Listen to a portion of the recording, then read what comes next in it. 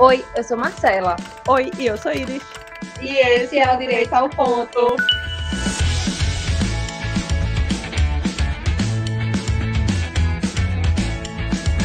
Olá, gente, tudo bem com vocês? Hoje a gente vai começar mais um episódio do Direito ao Ponto. Hoje nós temos um convidado.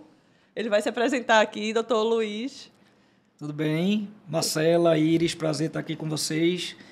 Meu nome é Luiz Marcos Braga, sou médico ortopedista, cirurgião de joelho, sócio fundador da SOLB Clínicas Especializadas, uma clínica que começou essencialmente com ortopedia, mas que hoje a gente tem praticamente todas as especialidades médicas. Nós temos hoje 5 unidades da SOLB na região metropolitana de Recife.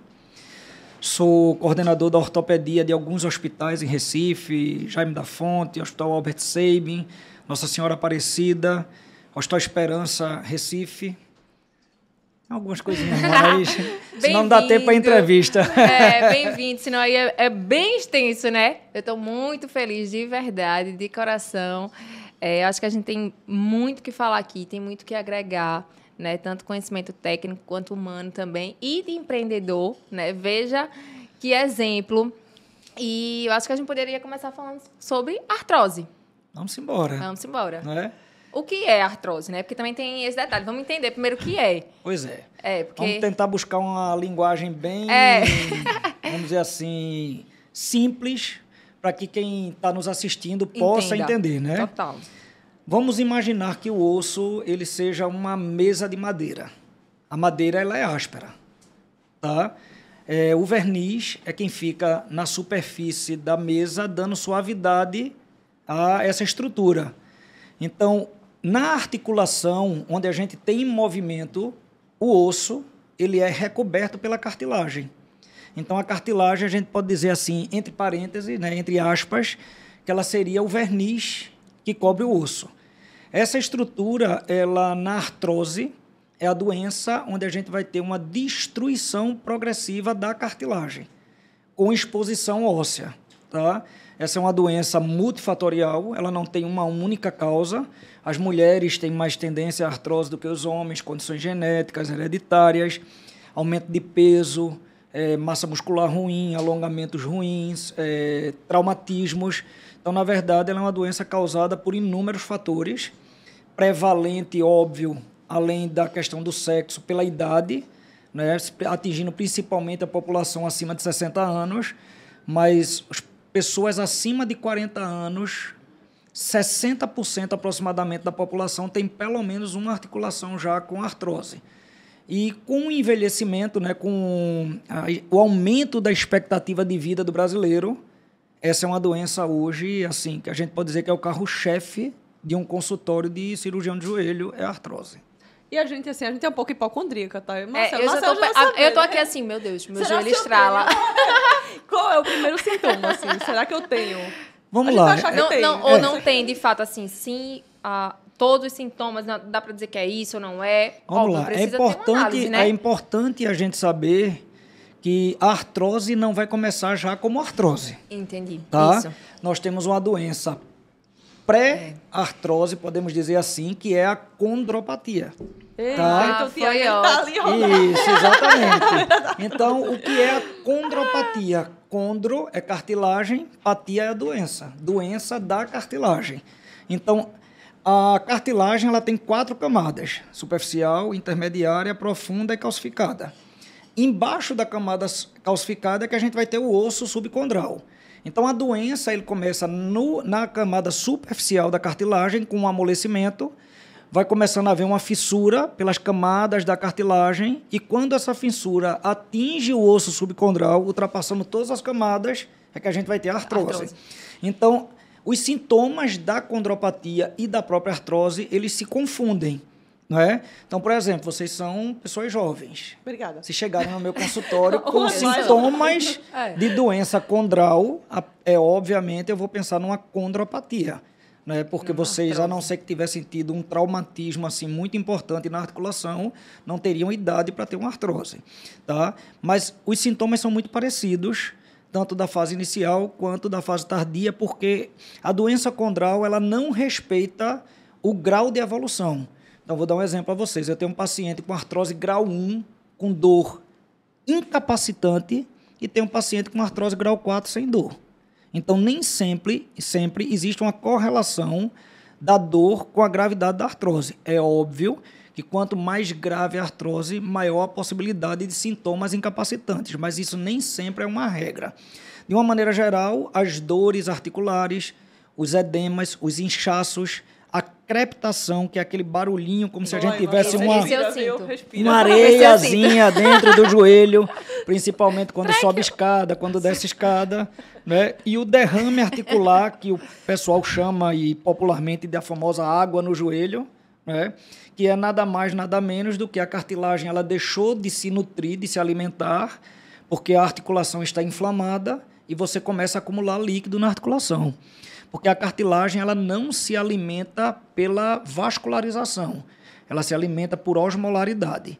A gente tem o líquido na articulação e, por osmose, a cartilagem vai puxar o líquido com seus nutrientes para o processo de nutrição. Quando você tem um processo inflamatório na articulação, esse processo de nutrição fica inativado. Então, você começa a ter um acúmulo de líquido, que é a famosa água no joelho. É um dos sintomas da doença condral, a doença cartilaginosa de uma maneira geral, tanto da condropatia quanto da própria artrose. E esse... Foi mal ter falado, não, né? Era porque eu ia perguntar da questão tipo, desse, não assim, diagnóstico, mas essa parte aí anterior à artrose, ela tem assim, efetividade num tratamento assim, mais precoce, nesse diagnóstico precoce? O grande segredo da medicina hoje é a prevenção. Isso. Não é? Não só você prevenir, como tentar dar o diagnóstico de uma patologia na forma mais precoce possível. Porque a doença condral ela é uma doença progressiva, degenerativa. Se você demora a tratar, se a cartilagem foi destruída, ela não se regenera. Então, você precisa realmente identificar a patologia nas suas fases mais iniciais para que você possa ter um tratamento eficaz. E até algumas décadas atrás, você não tinha muito manejo terapêutico, muito arsenal para tratar a doença osteoartrítica. Mas hoje não, nós temos uma infinidade de coisas, né, para impedir o avanço da patologia, que se a gente faz um diagnóstico precoce, a gente vai fazer com que o paciente tenha uma qualidade de vida muito bom e impedir que esse paciente venha a desenvolver as fases mais tardias da doença. Um desses arsenal terapêutico que mudou muito a história do tratamento da artrose foi o ácido hialurônico, que vocês mulheres devem conhecer muito nessa parte de estética, né? Mas ele é ótimo para tudo. Para tudo, né? Funcional. Maravilhoso. E na artrose, especificamente na articulação, o ácido hialurônico é a substância que alimenta a cartilagem articular. Quando a gente começa com a doença condral, a gente começa a perder o ácido hialurônico em quantidade e em qualidade. E hoje a gente consegue fazer essa reposição do ácido hialurônico. Um tratamento sem efeitos adversos, com a medicação 100% natural e com resultados tanto na dor, mas principalmente na lubrificação da articulação, na diminuição da pressão quando você pisa, na nutrição da cartilagem. Então, você atua tanto na dor quanto na prevenção da progressão da doença. E quando a pessoa vai fazer a aplicação do ácido hialurônico, faz diferença o preparo físico, por exemplo, musculação, fisioterapia, tudo isso está envolvido no tratamento? Hoje a gente fala muito assim, do tratamento multiprofissional, né? Multidisciplinar, eu acho. Tratar artrose perder peso e ganhar massa magra. Isso é o tratamento da artrose. Coisa muito fácil, né? Olha, vocês vão agora. Super difícil, né? Tá Principalmente quando você está com dor. Então, como é que eu vou pegar um paciente com 50, 60 anos, onde você já tem um metabolismo diminuído, uma pessoa que já tem dificuldade de perder peso, uma dificuldade de ganhar massa magra e tem dor, e você vai reabilitar essa pessoa. Então, o grande segredo é você conseguir controlar a dor do paciente para que ele possa realmente fazer o tratamento efetivo, que é ganhar massa magra e perder peso. Para isso, fundamental o treinamento de força, academia, de musculação, pilates, treinamento funcional voltado para o ganho de força. Esse é, sem dúvida alguma, o melhor tratamento que a gente pode ter para as doenças da cartilagem, né? E aí, a gente fazendo o uso do ácido hialurônico, tirando a dor, nutrindo essa cartilagem, e o paciente realmente tendo uma disciplina para saber que ele precisa ter, muitas vezes, uma mudança de perfil, De vida, né? né? Que não é uma coisa simples, mas é uma coisa necessária. Eu sou a melhor pessoa do mundo para mandar alguém para a academia de musculação, porque eu detesto ir para a academia. Mas eu vou porque eu sei da importância. Tá? Envelhecer bem é envelhecer com uma boa massa muscular. E peso é relativo. Eu posso ter 80 quilos, você pode ter 60 e eu ser mais magro do que você. Porque não necessariamente é o peso, e sim o índice de massa corpórea, né? O que é que a gente tem de gordura e o que é que a gente tem de massa magra. Isso é fundamental. Porque se a gente for para a fisiologia, para a fisiopatologia da cartilagem, da doença cartilaginosa, a gente tem um conceito muito importante que é o envelope de função. O envelope de função é a capacidade que o condrócito, que é a célula da cartilagem, tem de se alimentar durante uma atividade física. Quanto melhor o meu peso e melhor a minha massa muscular, mais eu aumento a capacidade que o condrócito tem de se alimentar durante uma atividade. Mas o contrário também é verdade. Se eu estou acima do peso e se eu tenho uma massa muscular ruim, o meu condrócito não suporta uma atividade física e, ao invés de ele estar se alimentando, ele está se destruindo. Então, um exemplo muito prático disso é o jogador profissional e o atleta de final de semana. O jogador profissional, ele tem uma massa muscular muito boa, ele está no peso ideal, na grande maioria das vezes, e quando ele pratica uma atividade, ele está nutrindo a cartilagem dele. O atleta de final de semana, com sobrepeso, com uma massa muscular ruim, na hora que ele está fazendo uma atividade de impacto, ele está destruindo a cartilagem. Então, a gente teve podemos dizer assim, uma febre de corridas, por exemplo, em Recife, né? E as pessoas acham que correr é botar um tênis no pé e sair correndo enquanto o pulmão aguenta. Não se faz nenhuma preparação para isso. Tá? Então, a primeira coisa que você que é corredor precisa entender é que não dá para desconectar a corrida do treinamento de força. Se você não está fazendo uma academia, um pilates ou um treinamento funcional dirigido para ganho de força, mais cedo ou mais tarde a conta vai vir. Porque a tua cartilagem não vai resistir. Principalmente porque na corrida você vai perder muito peso, que é o que atrai muita gente, mas você perde gordura e perde massa muscular junto. Então, se você não tiver com uma nutrição adequada, você vai perder massa magra e você vai aumentar o dano à tua articulação. Então, isso é fundamental. Se eu quero correr, se eu quero fazer uma atividade de impacto, a melhor atividade é uma academia de musculação inicialmente. Tentar buscar o peso ideal, que se enganam as pessoas que acham que na academia você não vai perder gordura, você vai perder muita gordura fazendo exercício de ganho muscular, tá? E me preparar para uma atividade de impacto, principalmente se ela tiver uma longa duração.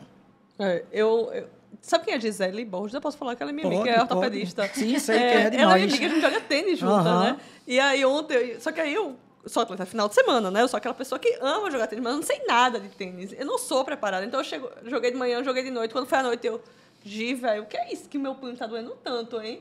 Aí, Gi, amada, tu não tá nem preparada. Tá em 2 horas de tênis na quinta-feira, do nada. Aí eu, né, mas tá doendo tanto, Gi. Ela, faz isso, faz aquilo. Mas eu acho que é isso, né? A gente tá vendo isso. O Tiago também, meu marido também viveu isso com... E aí, exatamente, a prescrição foi ir pra academia, né? Fortalecer, aí contratou um personal... E aí tá nessa luta. Mas eu acho que isso deve ser o principal, o que mais chega lá no consultório, não é não? Muito. As patologias do joelho, elas vão se dividir em vamos dizer assim, 2 grupos, né? As patologias traumáticas e não traumáticas. Não traumáticas, 90% do meu atendimento e consultório são doenças da cartilagem, as condropatias ou artrose. Tá? Então, assim, é uma queixa muito prevalente nos consultórios. Aí, quando você vai para o grupo dos traumatismos, aí você vai ter as lesões esportivas, lesões ligamentares, lesões meniscais, né, que é outro grupo totalmente diferente do que a gente está abordando. Né? E, voltando para o ácido hialurônico, a aplicação dele é feita no hospital, na clínica? É feito a nível ambulatorial, no próprio consultório, é feito com anestesia local. É um procedimento muito pouco doloroso. A gente sabe que essa questão de dor é muito variável. Tem gente que tem um limiar de dor muito baixo. Então, assim, A gente pega de tudo, né? Daquele paciente que acabou, não senti nada, era só isso. E do paciente que... Nem só começou, falta- já tá sentindo a dor. Isso. Eu tenho uma paciente que é bem engraçada, que ela chega no consultório para fazer o ácido hialurônico e eu vou passar a gaze no joelho dela para limpar e ela já tá gritando, ai, doutor Luiz, ai, doutor Luiz, ai, doutor Luiz. E aí ela passa a aplicação inteira gritando e quando eu acabo ela diz assim, ai, meu Deus, ainda bem que não doeu. Então você vê que assim, tem essa questão muito emocional também ligada à questão da dor, né? Eu tenho um filho, né? Eu tenho um filho de 5 anos. Eu fui vacinar ele esse ano na campanha da gripe. Aí, não tem nada a ver, né? Mas eu tô contando aqui. É saúde. Quando foi vacinar ele lá na clínica, ele começou a gritar, mas assim, parecia que tava matando aquele menino. Ele ficava, moça, por favor, não faz, mamãe, me solta. E tava com a madrinha dele, ele falava, Dinda, por favor, me salva. Aí eu segurei, né? Eu falei, não tem opção, ele vai ter que tomar. Segurei, a mulher fez, e ele lá gritando, Dinda, me salva. Eu falei, Tiago, já Acabou. foi, pô, Já acabou, né? Aí ele, acabou, bicho, tu tá gritando, tem 5 minutos. Mas já tomasse faz fizeram. 10. Mas já acabou, tá? Tipo, ele nem viu, ele tava tão histérico que ele nem viu que ia tinha acontecer, acabado. É um pô. procedimento super simples, o paciente fica sem poder fazer atividade física para membro inferior por 3 dias para evitar o edema articular. Depois de 3 dias, vida completamente normal, sai do consultório dirigindo, andando, fazendo tudo normal. Então, assim, é um procedimento muito prático, muito simples. Tá. Mas assim, essa aplicação é recorrente? Recorrente. Sem sintomas, a gente recomenda que essa aplicação pode ser feita anual ou até a cada 2 anos. Com sintomas, a gente faz de 6 em 6 meses. Porque o ácido hialurônico, os estudos mostram que ele dura, em média, de 6 meses a 2 anos. Tá? Na prática geral, o que eu vejo é que a maioria das pessoas, o efeito é de 6 meses de duração. E como a gente tem, na verdade, 2 objetivos, que é tratar a dor e tratar o avanço da doença, e nem sempre a ausência de dor significa que a patologia não pode estar avançando, eu recomendo que essa aplicação seja feita anual. Eu tenho condropatia patelar, eu uso ácido hialurônico em mim há pelo menos 9, 10 anos. Com, assim, uma melhora substancial dos sintomas dolorosos. E é tu mesmo que aplica? Se não tiver ninguém, eu aplico. Mas normalmente são os meninos da minha equipe, né, que trabalham comigo, ou um residente, ou algum assistente meu. Mas se não tiver ninguém, eu aplico. Eu sou meio carniceirozinho, não tenho muito essa... Eu acho que, assim, eu vou tentar fazer uma conclusão que eu não sou médico, não entendo, mas a gente pode dizer, assim, não concluindo, mas que a questão da prótese, ela ficou, assim, para trás. Digamos que para a gente chegar naquele nível ali da prótese é porque, assim, realmente... Vamos lá, você tocou num assunto assim, para mim, eu acho que foi extremamente válido. A gente passou por um período dentro da medicina, dentro da ortopedia e da cirurgia de joelho, que se um paciente tivesse artrose e espirrasse, ele tinha que botar uma prótese. Tá? Então, assim, não existia terapia coadjuvante efetiva para artrose. Então, eu cheguei a ouvir, para você ter uma ideia, como isso não faz muito tempo, durante a minha residência, eu cheguei a ver paciente chegar com artrose no consultório dos meus professores, meus staffs, e dizer, não tem o que fazer, convive com essa dor, e no dia que você não aguentar mais, a gente vai botar uma prótese. Tá? Com o advento do ácido hialurônico, a gente ganhou um grande aliado no tratamento. E se você for buscar qualquer tratado de ortopedia, falando de artrose, você vai ver lá claramente, o tratamento cirúrgico está indicado na falha do tratamento conservador. Então, a minha opinião, é óbvio que cada médico tem a sua opinião e sua forma de conduzir. Medicina não é uma ciência exata, matemática 2 e 2 sempre são 4, cada médico enxerga a patologia e os tratamentos da sua maneira, da forma que aprendeu. A minha opinião sobre a prótese é que a prótese é a última opção de tratamento. Ela é uma cirurgia de salvação da articulação. Porque a prótese ela pode ser a melhor ou a pior coisa na vida de um paciente. Apesar do índice de sucesso da cirurgia ser espetacular, a gente tem um índice hoje aí de 98%, 99% de sucesso com uma prótese, mas como ela é uma cirurgia de grande porte, as complicações podem ser complicações graves, como infecção, que é um desastre numa prótese, trombose e as consequências da trombose, como uma embolia pulmonar e até mesmo óbito.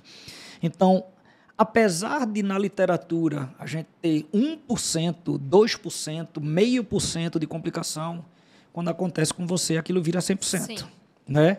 Então, se você pode passar por todas as fases da terapia, para no dia que você coloca uma prótese no paciente, você ter a consciência e o paciente e a família saber que não tinha outra alternativa, se existe uma complicação oriunda, né, do procedimento cirúrgico, É outra situação, né? você vai se aperrear, você vai se desgastar, porque existe essa falsa imagem de que o médico é um ser frio, igual um balde de gelo, e que não se preocupa com o paciente. Isso não é verdade.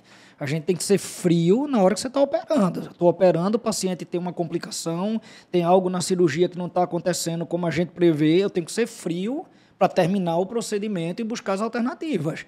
Agora, no dia que eu me sentar no consultório, do outro lado tiver uma pessoa e eu não me importar com ela, sem nenhuma hipocrisia, no outro dia eu não vou mais atender. Claro. Porque passou a ser uma máquina. E assim, dinheiro é muito bom. Eu não vou dizer que eu não gosto de ganhar dinheiro. Quem disser que não gosta de ganhar dinheiro... Não tem como, né?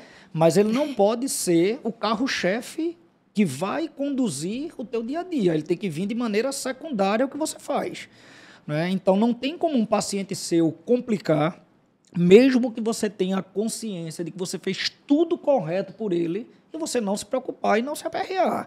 Então, graças a Deus, eu tive pouquíssimas complicações cirúrgicas ao longo da minha vida, mas essas complicações cirúrgicas consumiram a minha vida, minha paz durante um grande período de tempo, até eu ver a reabilitação plena daquele paciente, eu tentar minimizar alguma coisa, mesmo você tendo a plena consciência de que existem complicações inerentes ao ato operatório e que eu, como cristão católico, né, a gente sabe que existe a vontade de Deus em determinadas coisas, porque é que um paciente Sim. tem todo um pré-operatório, todos os cuidados, e 99% evolui bem, e aquele cara ali teve uma complicação. Tem coisas que não estão sob o nosso domínio, até porque eu digo sempre, eu não sou Deus.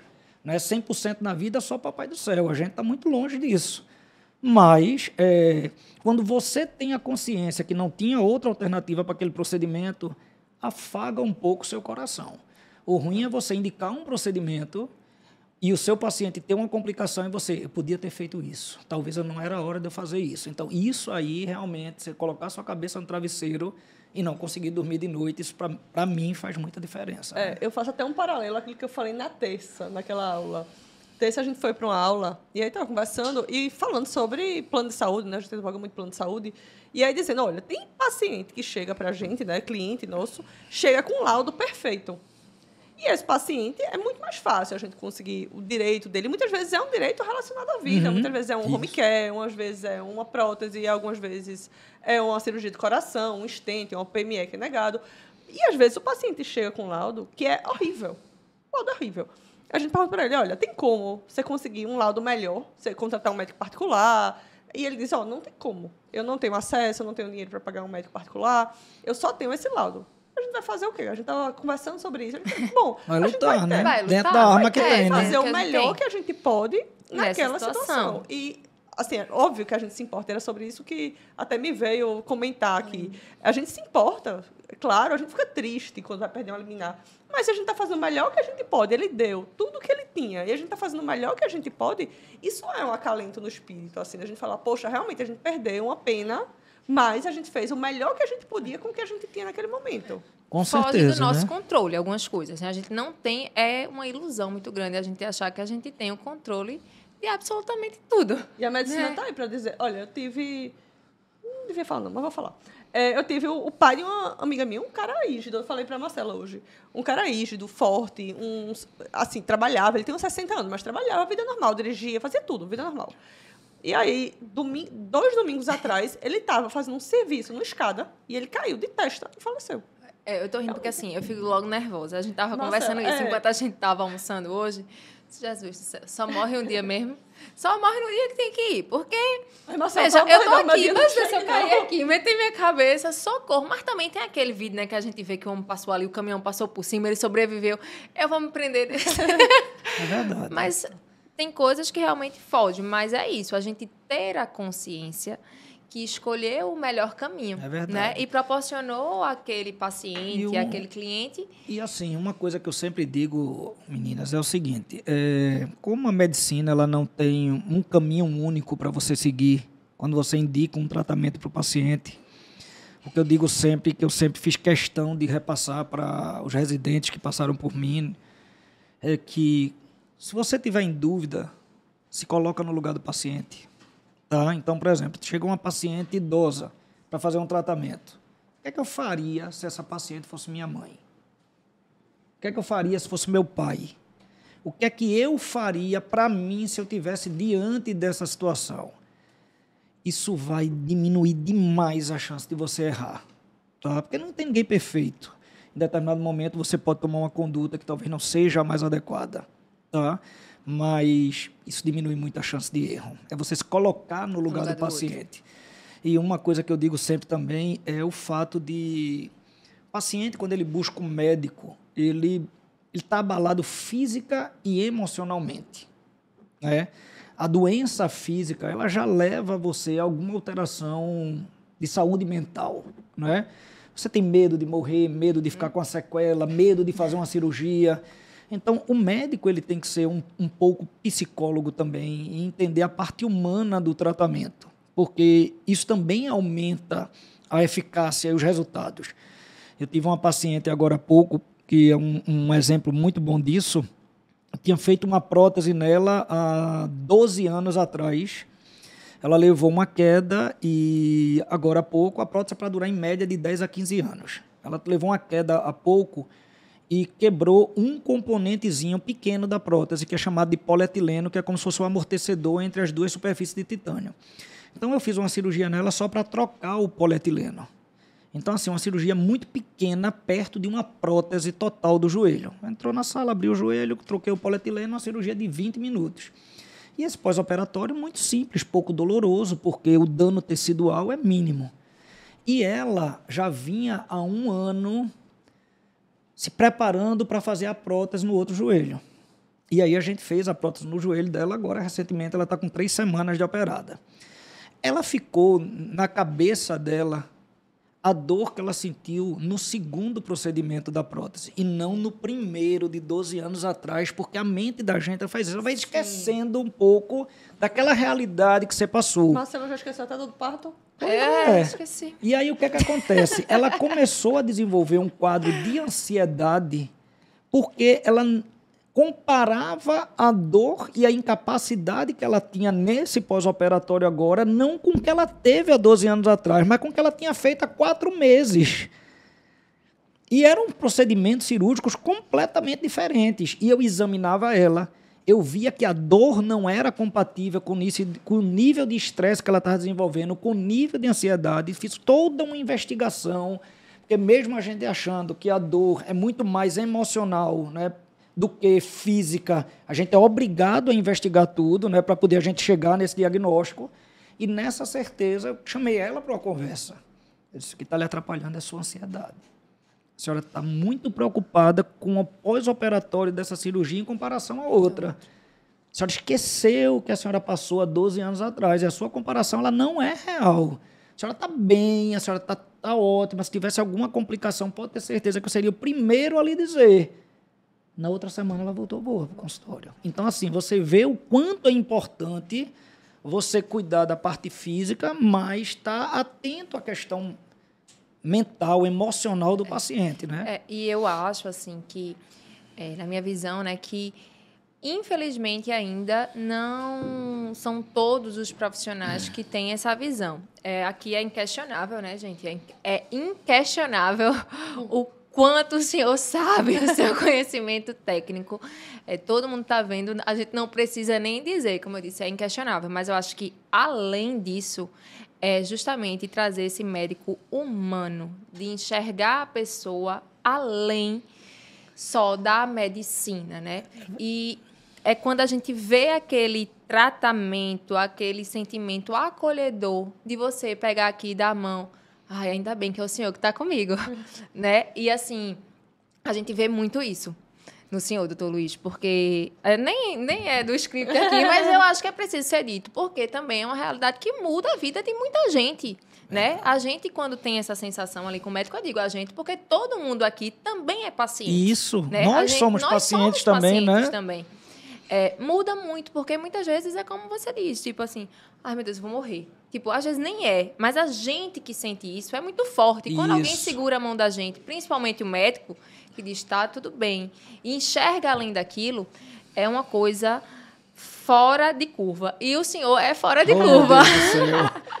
É um ponto fora da curva. Eu digo também sempre o seguinte, a gente vive numa sociedade hoje que existe uma inversão de valores muito grande, não é? E quando você faz o que todo mundo era para fazer, você já se diferencia. Porque, veja, isso não era algo para ser assim, fora da curva. Não era para ser extraordinário. Entendeu? Isso era para ser o normal. Infelizmente, essa inversão de valores que a sociedade vem passando ao longo das décadas, ela vai fazendo com que esses sentimentos e a preocupação com o outro, com o ser humano, ela vai cada dia perdendo mais esse sentido, né? Então, é isso. Acho que isso era para todo mundo ser assim, né? Então, não era para ser nada espetacular isso aí. Isso é você passar pela vida e saber valorizar as outras pessoas, né?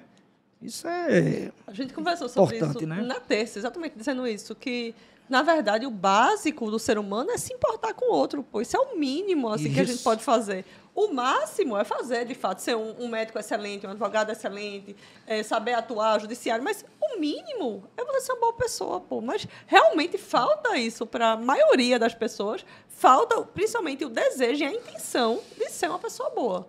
E eu acho que é importante dizer também que o paciente, ele tem direito a esse tratamento mais eficaz, mais adequado, mais seguro, e essa segurança também está nessa questão. E aí, eu vou para um outro procedimento, mas é mais sangrento, tem mais risco de trombofilia, de infecção. O que aqui é mais adequado e seguro para esse paciente? Quem vai dizer isso é o médico. Ele é a única pessoa que tem essa capacidade de assegurar qual é o melhor tratamento no caso concreto daquele paciente. E, como eu falei, é preciso ser dito, é preciso ser propagado que essa pessoa ela tem direito a esse acesso a esse tratamento. E a gente vê, a gente sente aqui que essa informação também o médico deve fornecer e deve ofertar esse tratamento. Porque a gente também conversa muito, né?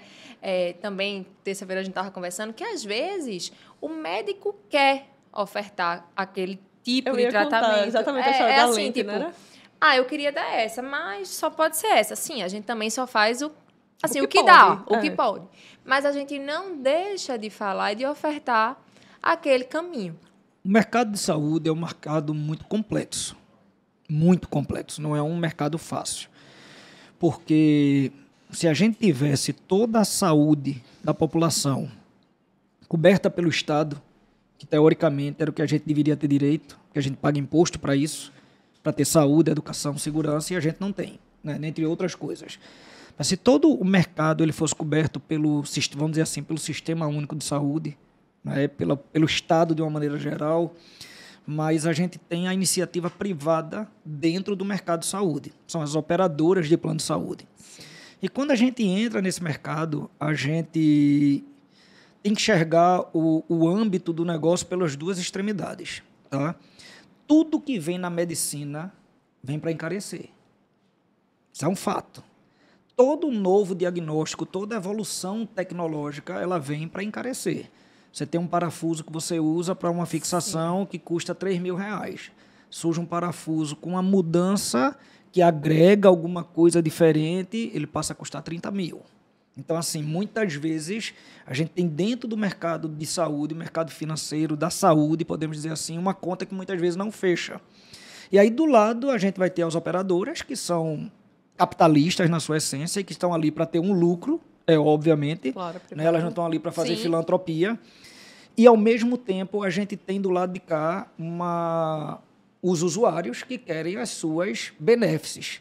E a gente vê que existem erros dos dois lados. A gente vê operadoras que não querem dispor ao paciente o que ele realmente precisa e o que ele tem direito, né? E aí nós estamos 100% errados falando dessa forma, né, da operadora, mas a gente também tem uma falta de consciência da população em saber que tudo que você gasta volta para você depois, e muita gente não sabe disso.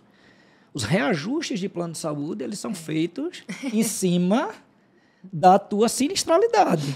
Principalmente porque hoje plano individual é uma coisa cada vez mais rara. Não existe. Né? As operadoras, elas fugiram dos planos individuais. Hoje um plano individual é raríssimo, né? E a maioria dos planos são planos empresariais ou planos de autogestão. Que incide E esses reajustes, eles são feitos em cima da sinistralidade do teu plano.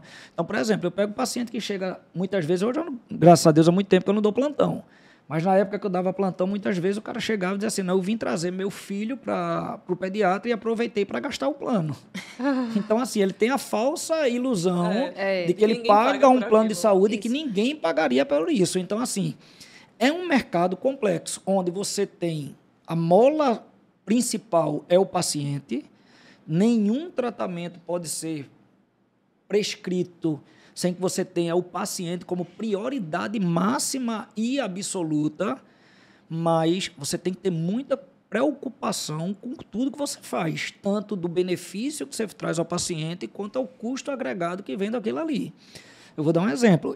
Prótese de joelho, eu só faço prótese navegada. Eu não faço prótese mecânica. Qual é a diferença da prótese navegada para a prótese mecânica? A prótese navegada, eu conecto o paciente a um programa de computador.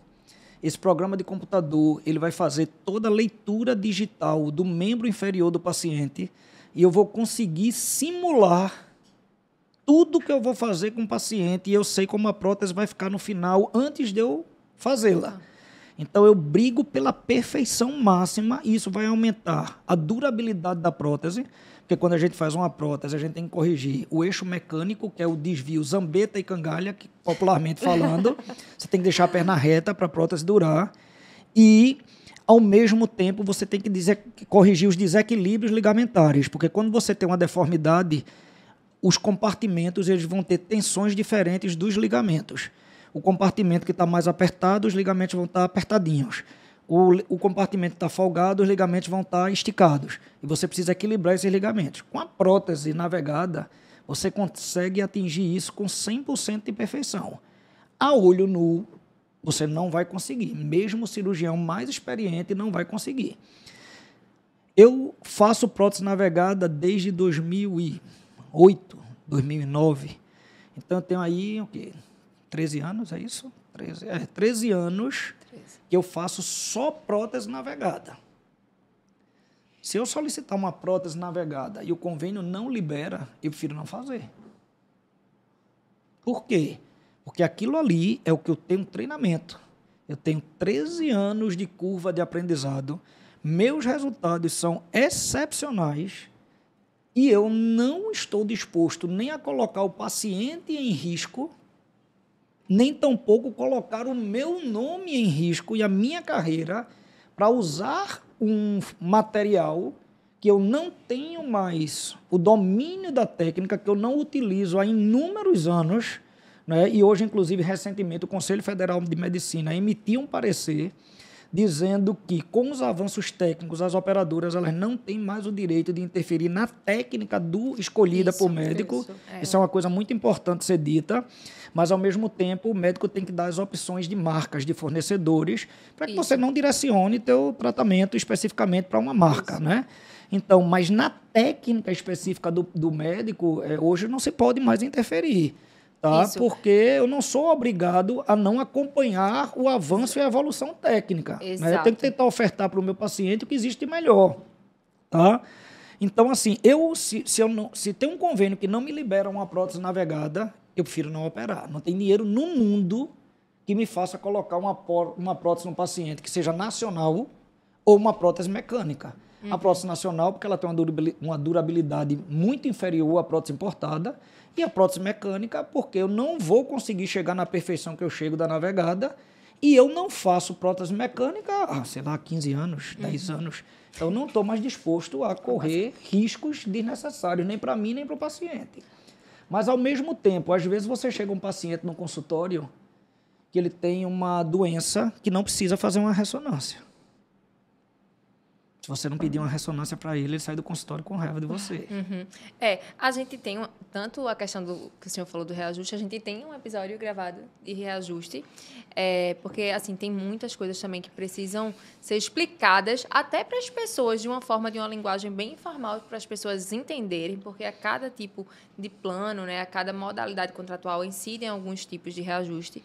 Mas um outro ponto importante é exatamente essa questão que a operadora de saúde, né, não pode ditar o que o médico vai fazer. Isso. Quem entende, como eu falei, do tratamento, quem vai dizer aquele tratamento, naquele caso concreto, quem vai entender aquilo ali é o médico, não é a operadora. Então, quem dita tudo é o médico, né? O médico especialista, que também é importante ser dito. E a gente também falou num dos episódios que, assim, inclusive o intuito do podcast a gente explicar, primeiro, de forma clara, que todo mundo entenda, porque tem muita gente que fala muito com juridiquês e acaba que não há comunicação efetiva.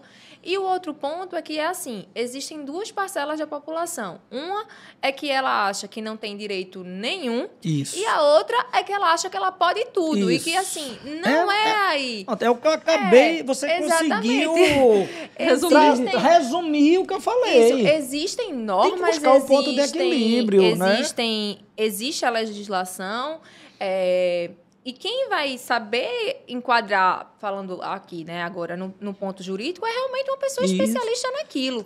Então, no plano de saúde, também não se pode tudo, né? A gente sempre fala, porque também a gente chega, assim, tem uns clientes que chegam, não, mas eu tenho direito, assim, calma. Pois é. Não tem nada, aqui a gente já pegou planos altíssimos. E, infelizmente, esse boleto tá correto. E sabe o que eu lembrei? Numa análise contratual, tá tudo certo. Mas não se pode tudo. Quando o doutor Luiz estava falando, eu lembrei daquilo que a gente também estava conversando antes. A gente estava falando que é o seguinte, tem algumas teses de reajuste, a gente advoga muito, e para a gente é o mais rentável, disparado, muito mais que negativa, que a gente advoga basicamente 3 tipos de teses. E aí chega o segurado de outras teses, tipo, quer questionar um reajuste de faixa etária em um plano novo, né, que é o plano pós-99. E aí o segurado chega, eu queria questionar, estou pagando R$7.000. A gente, mas você não tem direito, eu sinto muito, né, tá caro, realmente, mas... Mas tá certo, mas né? Mas tá certo, E aí a pessoa insiste, né? A pessoa fala, mas vocês... Eu tenho certeza, eu recebi esse WhatsApp esses dias. Ela dizia, eu tenho certeza que você conseguiria. Eu fiz, não, nem tudo eu consegui. Nem outra tudo coisa, se consegue, né? Você tem a leis, né? Será que eu quero arriscar o que a gente já faz bem? A gente já construiu, a gente já para buscar uma coisa que você sabe que não é exato. o correto, Essa né? Vai ser uma pessoa que vai falar ruim da gente. Então eu acho que é isso. Eu acho que o mais importante de tudo é o paciente saber o que ele tem direito de verdade e lutar e brigar pelos seus direitos. E eu acho que toda a base ela passa pela indicação médica. Eu acho que isso foi bem claro que vocês deixaram aqui, né? Mas o paciente também precisa entender que tudo que ele gasta volta para ele. Era o que eu estava dizendo aqui antes, de uma maneira geral. Então, tem paciente, por exemplo, que pode ter uma tendinite. Eu vejo, muitas vezes, o diagnóstico de uma tendinite é um exame clínico. Você fazer uma radiografia para descartar um tumor ósseo, alguma coisa desse tipo, que pode estar sendo mascarada. Um ultrassom vê bem demais uma tendinite. Mas o cara quer fazer uma ressonância. Ele só fica satisfeito se ele fizer uma ressonância. Eu não sei se é piada. Não sei se o nome é piada, não. Meme. Não sei. Eu ainda vivo a parte da piada. Hoje em dia é meme que fala. Apesar que eu sou nova. Você é nova. Se você estiver ficando velho, eu já estou no asilo, viu?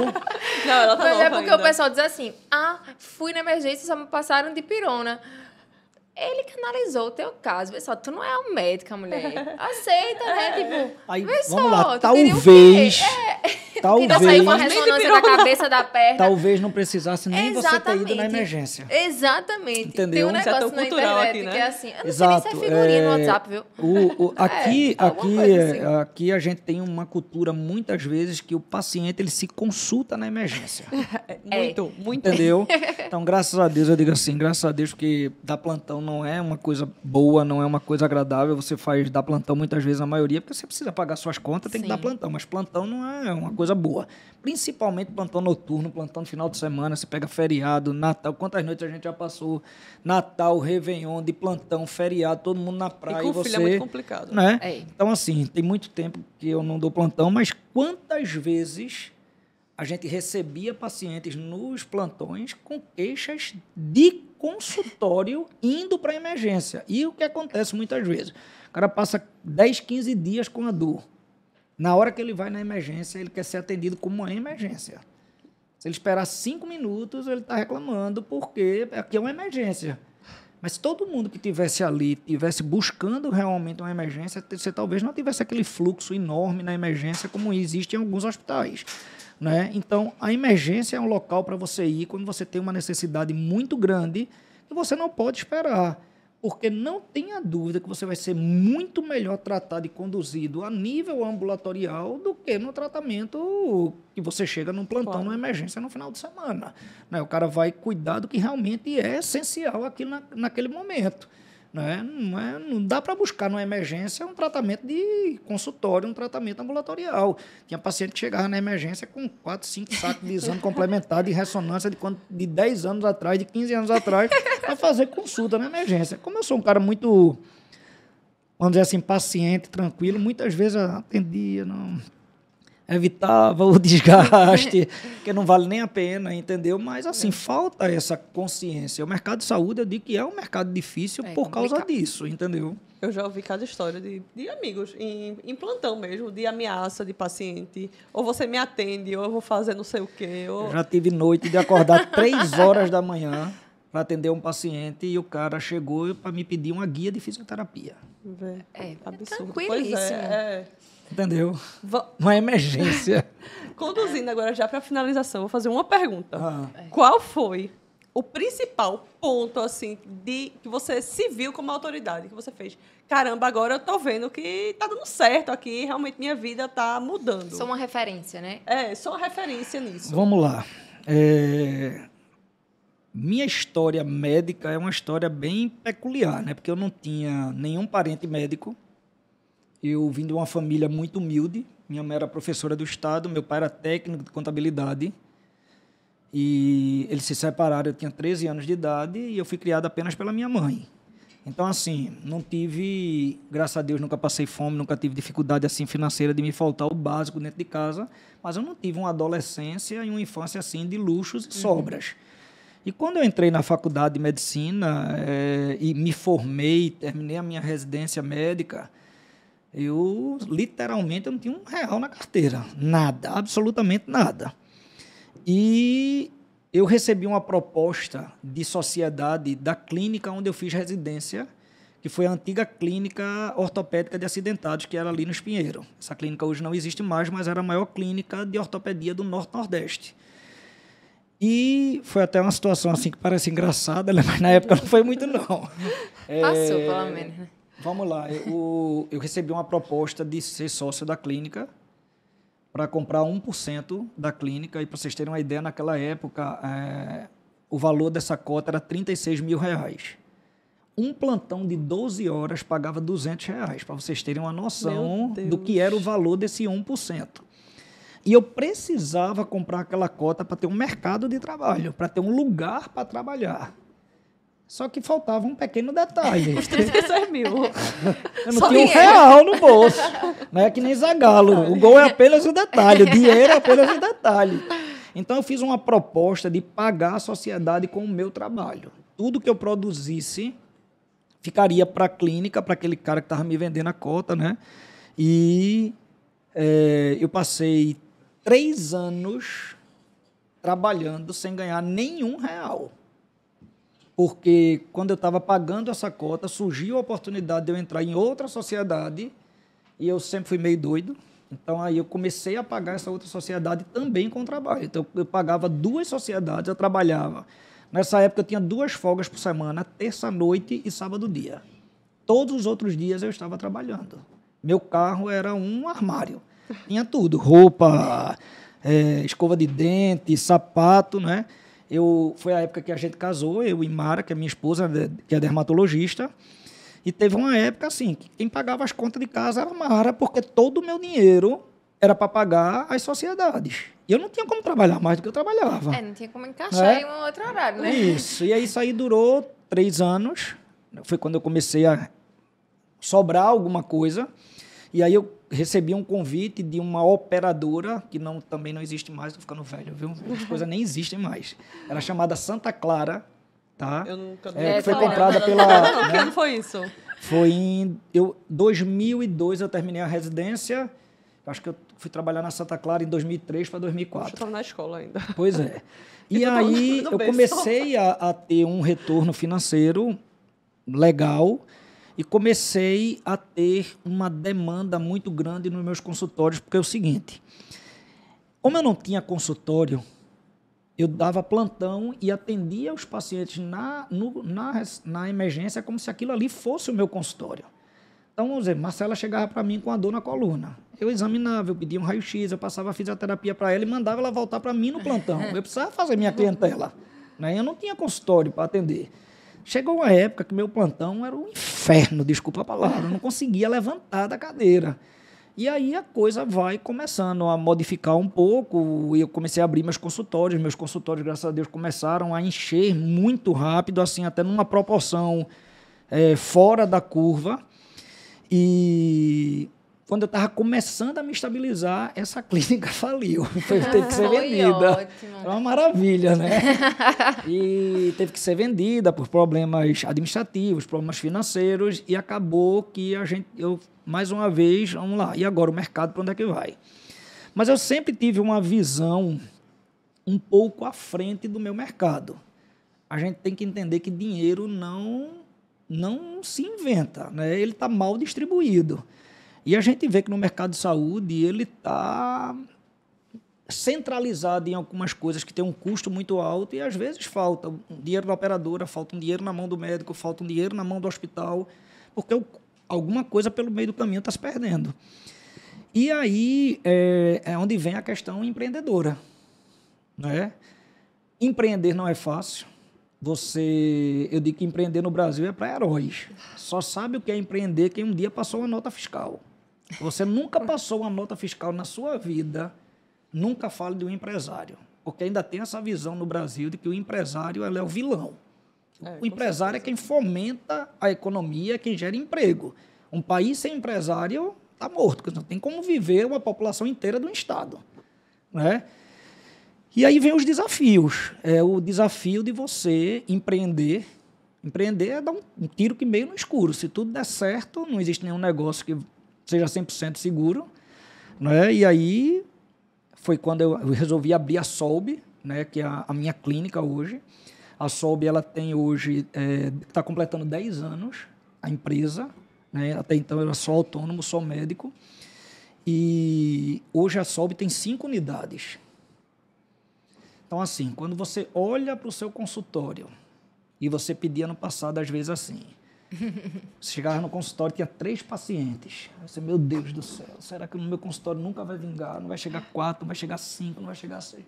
E aí você pede a Deus para aumentar o seu volume, meu Deus. E um dia você chega assim e vê aquele consultório lotado, com lista de espera, suas unidades se replicando, e você para assim, parece que passa um filme às vezes na sua cabeça e você muitas vezes nem acredita que tudo aquilo aconteceu na sua vida. Eu digo sempre que Deus é melhor para mim do que eu mereço. Porque se eu encontrasse com Deus há 20 anos atrás, eu não ia pedir 1/10 do que eu tenho. E eu estaria plenamente satisfeito. Tá? Então, assim, tem uma hora que quando você trabalha sério, você nunca tive preguiça de trabalhar. Então, quando você é disciplinado, você trabalha sério, você se preocupa com o paciente, as coisas vão acontecer na tua vida. Até porque uma coisa que eu acredito é que quem faz o bem colhe o bem, quem faz o mal colhe o mal. Porque se você não acreditar isso, Deus não existe e a vida não tem sentido. Como eu sou católico, cristão, praticante, isso sempre foi uma coisa que foi o meu lema. Uma hora o negócio vira, não tem como. Uma hora tu tem que receber de volta o que tu tá dando, né? Não é possível, né? E assim, é muito gratificante você olhar tudo que você passou e ver aonde você chegou. Só não pode esquecer de onde você veio. Não pode esquecer suas raízes. E não pode esquecer que no caminho você vai encontrar muitas pessoas que também estão precisando ter uma oportunidade na vida e que você não perde nada quando você dá a mão a alguém. Mesmo que você não receba essa recompensa daquela pessoa na terra, você está fazendo sua continha no céu para passar mais fácil no portão. Né? Então, assim, hoje eu posso dizer que eu sou um cara realizado em quase todos os meus parâmetros, né? Espiritual, financeiro, familiar, profissional. Eu sou um cara, para minha profissão, novo, apesar de eu já estar ficando velho, né, Marcela? Marcela é minha paciente. Já tem 8 anos. Somente isso. Quando foi Marcela, a primeira consulta, tinha o quê? 13 anos? Eu acho que eu tinha o quê? 9? 9 anos, sério né? mesmo, não sei não. 5, eu diria 5. Pois é. Então, assim, Marcela, eu olho para Marcela e vejo ela eternamente, vou ver como uma menininha, né? Que é no meu consultório bem pequenininha, 2015. com milhões de carocinhos espalhados pelo corpo, né? Que eram os osteocondromas, os tumores benignos que Marcela tinha. A gente passou aí por alguns procedimentos cirúrgicos, né? Hoje, graças a Deus, ela muito bem. Mas é muito gratificante tudo isso que foi vivido nesse momento, né? Às vezes eu paro assim na frente das clínicas, olho assim, eu nem acredito que eu consegui construir isso aqui tudo e chegar nesse parâmetro que eu cheguei. E eu tenho 46 anos, apesar de eu estar velho para vocês, né? Não, tá jovem. Para a minha profissão, eu sou muito novo, né? E em tão pouco tempo eu ter conseguido conquistar tudo que foi conquistado é muito, muito gratificante. E aí vem os desafios, né? Que é chegar no ápice é um desafio, se manter é muito mais difícil. E você tem que se preparar para a queda, porque isso é uma coisa natural do ser humano. Você vai crescer, você vai chegar no ápice, você vai se manter e em uma hora vai começar a cair, você vai envelhecer, né? Você tá, em determinado momento você vai deixar de ser a grande referência. E aí você precisa preparar as duas coisas. A sua cabeça para o momento que você não for mais o doutor Luiz Marcos, a referência. E o seu bolso, né? Né? E a parte empresarial, econômica, que você tem que fazer os seus negócios andarem sem necessariamente você ser a mola propulsora. Esses são os grandes desafios hoje, né, que eu tenho como médico e empresário. É fazer com que o nome Solbe ele seja um nome mais forte do que o meu nome. Esse é o meu grande desafio hoje, é sair da pessoa física e tornar a pessoa jurídica como realmente a grande fortaleza, né? E do ponto de vista pessoal, já venho preparando isso. Eu tenho equipe, eu tenho meninos mais novos que me acompanham, que foram meus residentes, que vão ser os caras que vão dar sequência nisso.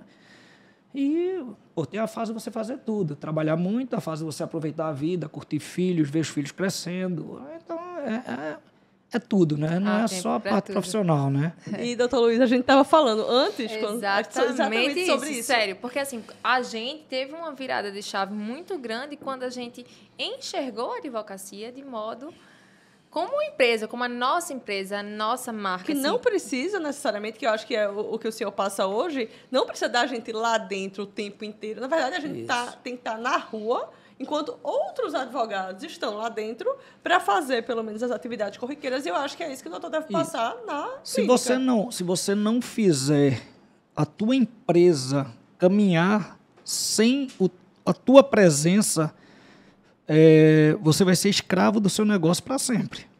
E essa é a última pergunta. Como, na medicina, não ser escravo do trabalho, empreendendo? Vamos lá.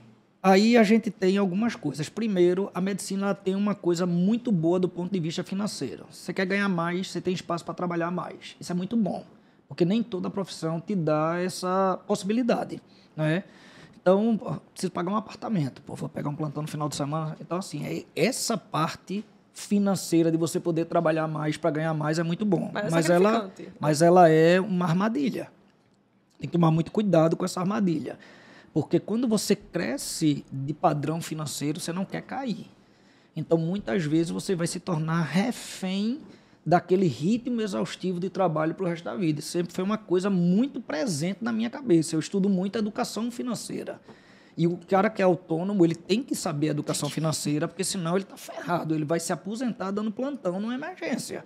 Né? Quantos colegas médicos com 70 anos de idade eu conheço dando plantão em emergência? Eu nunca quis isso para a minha vida. Né? Então, eu sabia que, primeiro, Eu tinha que transformar a minha clientela da urgência no consultório, que era o que poderia levar meu nome a um outro patamar, onde eu pudesse ter um retorno financeiro muito maior, com uma carga de trabalho não tão exaustiva como a carga de um plantonista de final de semana. E, do ponto de vista empresarial, é você tentar construir tua empresa com algo que o mercado não oferece. Esse é o grande desafio. É você oferecer o que ninguém tem. Esse é o grande diferencial.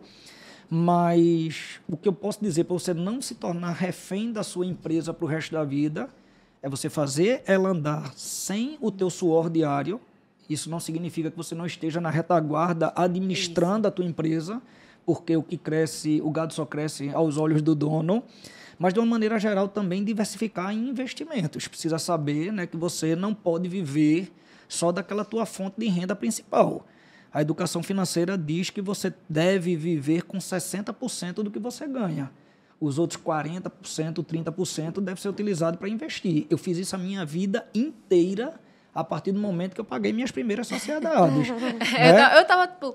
Mas peraí, era 100%, né? Pois é. Quando eu terminei de pagar minhas sociedades, eu vivia com 60%, 70% do que eu tinha e me obrigava a investir todo mês, mesmo que eu estivesse muito apertado. Tem que ser a prioridade. Então, né? ao longo dos anos, eu comecei a construir uma reserva financeira que me permitia, né, investir em ativos e, quando eu tinha um ativo muito importante, eu conseguia comprar um passivo, né?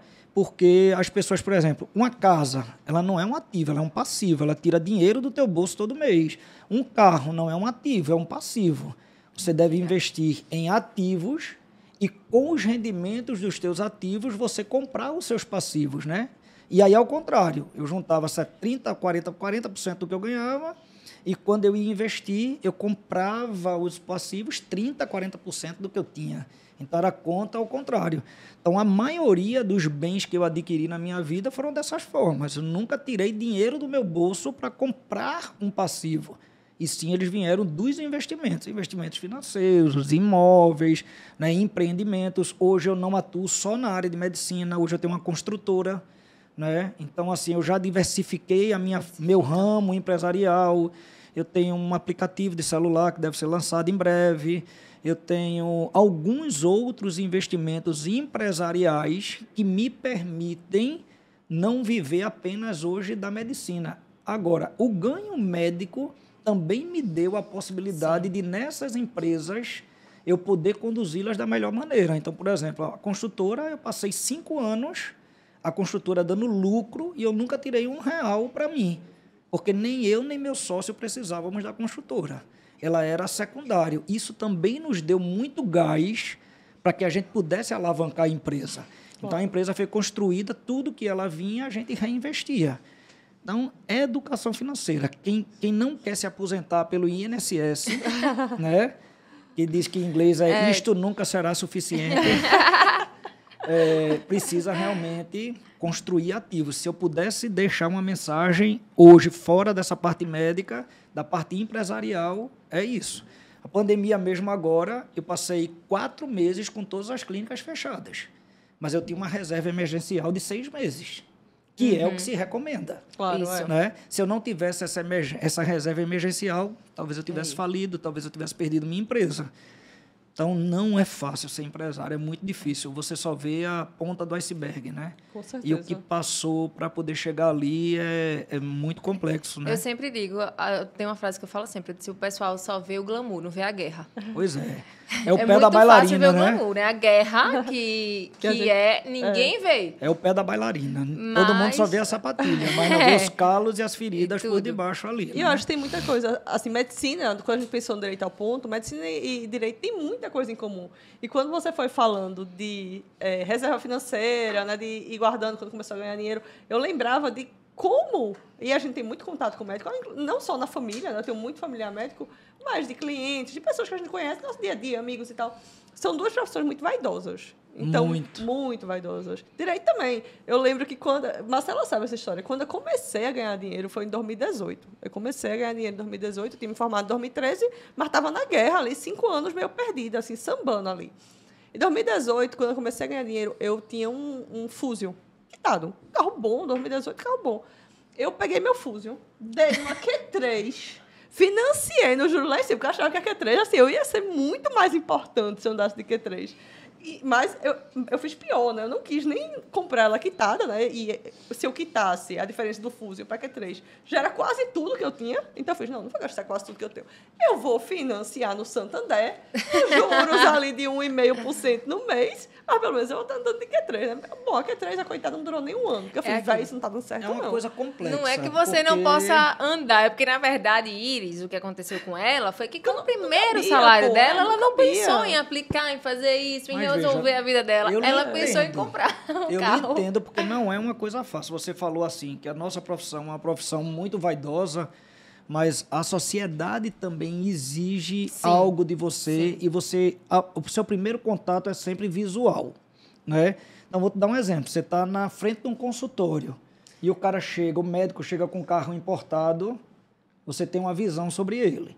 O cara chega num Fusca, você diz assim, eu não sei nem se eu vou me consultar, porque esse bicho coisa. A gente quebrado, tem essa mesma né? sensação. E, inclusive, a gente vai ter também um episódio dessa questão da construção da imagem. Isso é uma coisa muito importante de você também buscar o equilíbrio. Tem gente que não faz nem o básico, porque nenhuma imagem aciada, às vezes, né? Ali o profissional, principalmente na nossa área, faz questão de ter. E você veja como é engraçado essa situação do início da carreira e de quando você adquire um nome e adquire já uma estabilidade, né? As coisas se invertem. Então, você vê... no início da minha carreira, primeiro, eu me formei muito novo, né? Eu passei no vestibular com 16 anos de idade e me formei com 23. Então, tinha uma cara de menino, assim, muito grande, né? Então, eu ia para o consultório extremamente arrumado para poder passar para os meus pacientes uma imagem assim de maior credibilidade, porque é muito visual. Então, eu atendia de jaleco, de gravata, de camisa social, e assim, eu ia sair no final de semana, eu ia num supermercado, eu ia todo arrumado, porque o cara encontrava um médico dele de sandália lá, e esse cara aí tá meio quebrado. Depois que você adquire um status, isso aí inverte. Quando o cara te vê largado, fulano é tão humilde, né? Exatamente. Não é isso. Usa a mesma roupa. Então, hoje eu trabalho no consultório, eu trabalho assim, do jeito que eu estou aqui, de paletó, de social, porque eu acho que isso é importante, independente do tempo de profissão que você tem. Eu acho que isso traz uma imagem positiva sua. A gente se vende em todo momento, né? Exatamente. Quando a gente entende que a gente é a nossa marca, isso. E que, assim, a gente está vendendo o nosso serviço. Se você me encontrar na rua, qualquer dia, em 99% das vezes, você vai me ver de sandália, de bermuda e de camiseta, até para sair à noite. Às vezes eu vou num restaurante super chique, estou lá de sandália, de bermuda. Esse cara aí é meio maluco. É como eu gosto de andar. Eu gosto de andar à vontade. E eu vivo tão assim, vamos dizer assim, fantasiado, que no final de semana eu me liberto.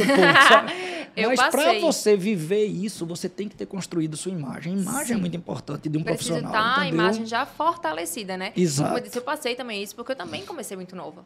Então, você tem cara de menina, né? Eu sou nova, e você exatamente. tem cara de menina, então, que é o pior, que é o que eu tinha também. Eu tinha muita cara de menino. Quando a gente, assim, já tive, sim, a sensação, às vezes eu chego para uma audiência, se eu não tiver... Primeiro que se eu tiver sem salto, já acabou. Porque a pessoa, às vezes a pessoa que está ali do outro lado, o colega da parte contrária, me olha e já faz assim, vai acabar com essa menina. É, isso mesmo. Né? Tipo, mandaram a estagiária. Aí isso pode ser uma estratégia, né? Ir largada pro cara baixar a guarda. Aí, assim, tipo, você realmente tem que estar. Eu concordo plenamente que é assim, eu acho que é o básico. O básico é a nossa imagem. Primeiro que a imagem chega antes mesmo que a gente fala. Com certeza. Né? Passa muito. Poxa, mas o Q3 não sobreviveu nem ao primeiro PVA.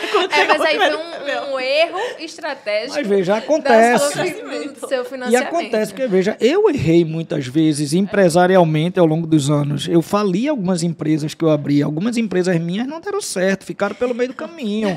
Ela Entendeu? não pensou nem na empresa, ela pensou só no Sim, carro. Assim, ela nem sim, pensou que aquilo mas ali ela ela comete. precisava pagar o faturamento, assim, comete. que era faturamento, precisava pagar o básico. Mas eu brinco, assim, uma Comete história pra alguns, contar, todo né? mundo comete alguns exageros, todo mundo comete algum erro de estratégia, tanto da parte de investimento, quanto da parte profissional, quanto da parte de construção de ativos, de passivos, todo mundo erra, né? E eu digo que um grande empresário é o somatório de alguns fracassos. Dificilmente você vai pegar um grande empresário que ele acertou na veia na primeira tentativa dele, né? Eu tive situações de ter prejuízos assim homéricos com negócios e que se eu já não tivesse assim uma base bem consolidada, talvez eu tivesse comprometido minha saúde financeira para o resto da vida, né? Mas é isso, tem que investir e tem que diversificar, né? E é uma temática que antes não se falava, não existia. A educação financeira, nossos pais não passaram por isso. Pois é, graças a Ninguém Deus nem começa a ser pensou ensinado nisso. hoje nos Graças colégios, a Deus, né? hoje a gente Fundamental. vem trazendo, né, essa temática e que a gente tem fé que no futuro, que os próximos anos sejam cada vez Se Deus melhores. quiser, né? Doutor Luiz, quer dar um recado pro pessoal? Assim, eu vi um podcast ontem que ele dizia assim, ó, esse podcast vai ficar gravado aqui no tempo. Então, por anos, ele vai estar aí no ar. Quem quiser vai poder ouvir. Qual seria o recado hoje? Em que área você quer que eu fale? É que você se sentir mais confortável, mais que empreendedorismo, né? A parte do empreendedorismo. A primeira coisa, eu acho que até assim, talvez seja um jargão, mas não é um jargão, é que você nunca pode desistir dos seus sonhos. Isso é a primeira coisa. Mas um sonho, ele é construído em cima de suor e disciplina. Não existe sucesso sem ralação. Não existe sucesso sem suor, sem dor, né? E o sucesso ele é construído a longo prazo, não é construído a curto prazo. Qualquer projeto de menos de 10 anos, ele está fadado a não caminhar. Então, os grandes projetos, as grandes construções na sua vida, eles são projetos que devem ser no mínimo de 5 a 10 anos para frente. E você saber que durante a construção dos teus sonhos, a construção dos teus negócios, você vai passar por momentos de crescimento, por momentos de queda, de reconstrução, né? Mas você não pode desistir, né? A disciplina, ela é fundamental, porque se achar que durante toda a minha vida eu fui trabalhar feliz todos os dias, isso não é uma verdade, né? Às vezes você acorda cansado e tem que trabalhar. Às vezes você acorda triste e tem que trabalhar. Às vezes você acorda doente e tem que trabalhar. E você tem que fazer aquilo como se você não tivesse nenhum problema. Porque a pessoa que está do outro lado, ela não tem nada a ver com teus problemas. Os teus problemas tu tem que deixar em casa e tu tem que lutar pelo teu sonho com a mesma disciplina. Fazer o que tem que ser feito, triste ou feliz, cansado ou descansado, bem de saúde ou não, porque você nunca vai ter um oceano perfeito para navegar. Se você esperar que a vida te dê todas as condições ideais para você chegar no sucesso, você não vai chegar nunca, tá? Então, não desiste, disciplina, persistência, mas de todas as coisas que me levaram ao sucesso, se eu tivesse que escolher apenas uma, eu diria que é relacionamento. Eu acho que relacionamento é a coisa mais importante que um ser humano pode ter. Tá? A relação pessoal, interpessoal, relação com as pessoas, esse é o maior bem que um ser humano pode ter e que um empresário pode ter. Se você é um cara bem relacionado, as portas serão abertas para você em todos os lugares. Se você é um cara mal relacionado, às vezes você tem disciplina, às vezes você tem perseverança, às vezes você tem conhecimento e você não atinge porque você é ruim de relacionamento. Então, você tem que tratar as pessoas não porque elas são, elas têm, e sim pelo que elas são. Então, quando eu comecei minha carreira, eu atendia muito funcionário do Hospital de Graça. Eu atendia os parentes desses funcionários de graça. Lá na frente, eu virei a referência médica dessas pessoas e todas as pessoas, amigos e familiares que tinham um plano de saúde, eu era o médico de referência. Então, eu já tive portas abertas pelas pessoas mais simples dos hospitais que eu passei, e já tive portas abertas, obviamente, pelos diretores, pelos donos dos hospitais, de convênios, de operadoras, de planos de saúde, de hospitais, de clínicas, de empresas que eu passei. Relacionamento é tudo na vida. tá? E tudo que você faz volta para você. Então, se eu pudesse deixar uma coisa, é isso. Eu amei esse episódio. Muito obrigada, muito obrigada mesmo. A gente agradece muito pela participação. Como o senhor falou, eu sou testemunha, né? A gente está aí nessa relação também médico-paciente há muitos anos e o que a gente enxerga é uma pessoa que está cada vez mais capacitada e que não esquece o ser humano que é, né? Então, é muito gratificante a sua presença aqui hoje e nós estamos finalizando mais um Direito ao Ponto. E diga segue, você. é porque eu sempre esqueço, tá? Porque esses negócios blogueiros. Aí mas tem eu que vou ser, dizer. siga no canal. Siga, curta, comenta, ativa o sininho e deixa o like. E sigam as nossas redes sociais, que é @pode direito ao ponto, @Marcela Anes, com 2 L's, E @IrisNB Machado. e Luiz Marcos Braga. @Luiz com Z. Isso. Obrigada, gente. Obrigada. Até mais, pessoal. Oi, eu sou Marcela. Oi, e eu sou Iris. E esse é o Direito ao Ponto.